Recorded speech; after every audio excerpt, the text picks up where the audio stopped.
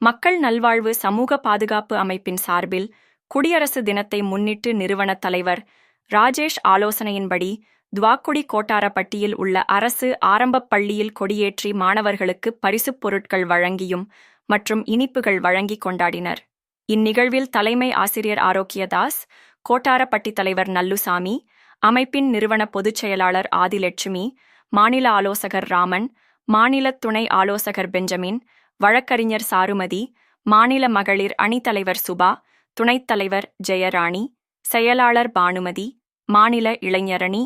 ஒருங்கிணைப்பாளர் ஜான், திருச்சி மாவட்ட தலைவர் ராஜ்குமார், திருச்சி மாவட்ட இளைஞரணி தலைவர் ராஜசேகர், திருச்சி மாவட்ட துணைத் தலைவர் சந்திரா, மகளிர் அணி செயலாளர் ரேவதி, திருச்சி மாவட்ட மகளிர் அணி துணைச் செயலாளர் யாஸ்மின்,